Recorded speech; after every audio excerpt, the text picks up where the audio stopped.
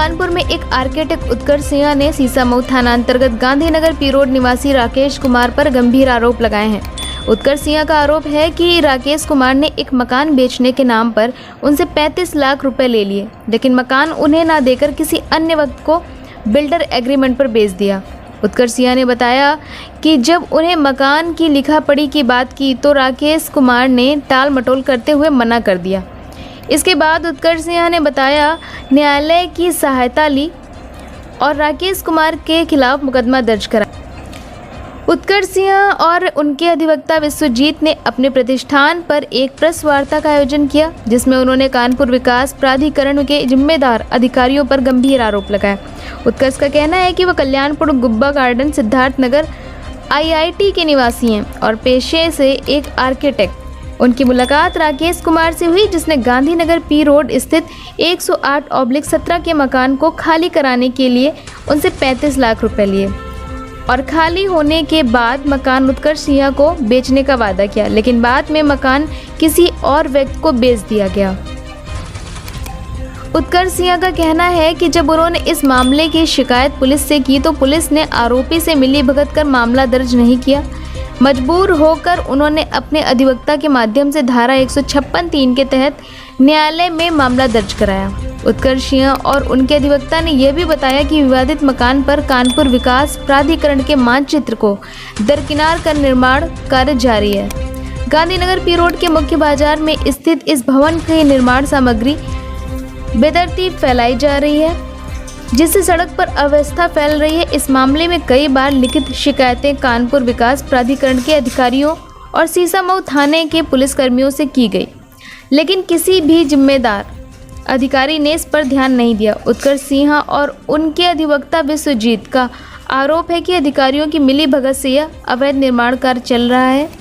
इस पूरे मामले में उत्कर्ष सिंह और उनके अधिवक्ता न्याय की मांग कर रहे हैं और संबंधित अधिकारियों से उचित कार्रवाई की उम्मीद कर रहे हैं। जी, मैं उत्कर्ष सिन्हा बोल रहा हूँ। बोलिए, आपके साथ क्या बताना चाहिए, किस तरह का फ्रॉड हुआ है और कितने का हुआ है? देखिए, ये अगर इसको संक्षेप में बताएं तो एक मेरे यहाँ प्रॉपर्टी डीलर थे राहुल शर्मा जी। उन्होंने एक प्रॉपर्टी के संदर्भ में मुझसे बात की और कहा कि इसमें कुछ किराएदार हैं और जो मालिक हैं वो आपसे मिलना चाहते हैं। तो जो मालिक हैं श्री राकेश जी, वो मेरे से मिले। उन्होंने कहा कि इन किराएदारों को यहाँ से हटाना है और फिर यहाँ पे निर्माण कराना है।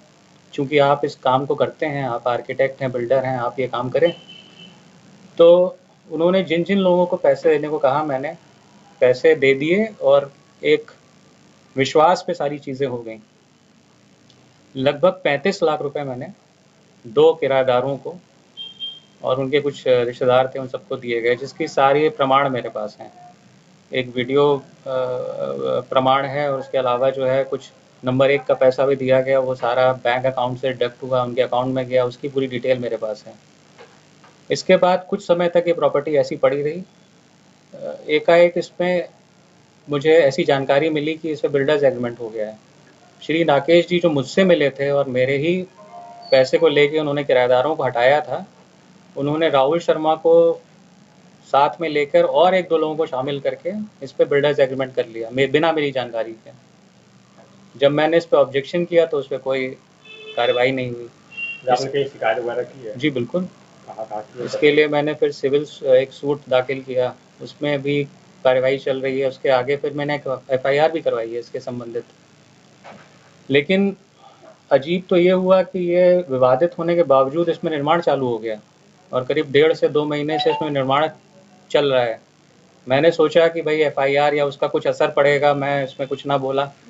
लेकिन जब चीज़ें बढ़ती चली गई तो फिर पिछले हफ्ते, मतलब 7 से 8 दिन पहले, मैंने KDA में भी इसकी शिकायत की, लेकिन उस पर कोई कार्रवाई नहीं हुई। 7 दिन बीत चुके हैं, ना KDA वाला कोई आया है, ना कोई नोटिस पहुंची है, ना कोई एक्शन इस पर लिया जा रहा है।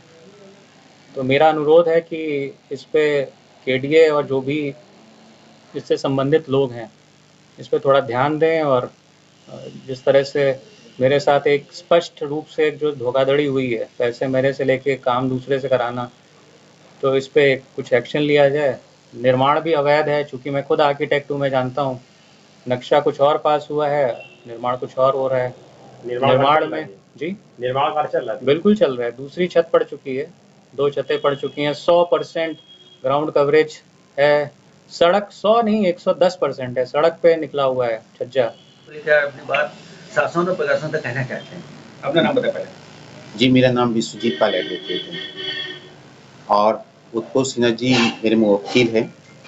इनका एक विवाद है 108/9A परिसर संख्या को लेकर। इस परिसर संख्या के बाबत उत्पल सिन्हा जी ने 35 लाख रुपए इस परिसर के मालिक राकेश कुमार को दिए थे। उसका पैसा जो 35 लाख रुपए है वो किराएदारों को दिया गया। किराएदारों को पैसा देने के पश्चात ये प्रॉपर्टी खाली हो गई। ये बात उत्कोष जी और राकेश के मध्य फाइनल था कि खाली होने के पश्चात बिल्डर्स एग्रीमेंट वो राहुल के साथ उत्कोष जी को भी करेंगे। लेकिन हम लोग को बाद में पता चला कि राहुल शर्मा ने राकेश शर्मा के साथ मिलकर उस प्रॉपर्टी का बिल्डर्स एग्रीमेंट किसी अन्य के साथ कर लिया। हम लोग ने संपर्क करने का खूब प्रयास किया। जब वो संपर्क में नहीं आए तो हम लोग घर आए। घर में उनसे वार्तालाप नहीं हुई। फिर हम लोग ने इसमें एक सिविल सूट फाइल किया।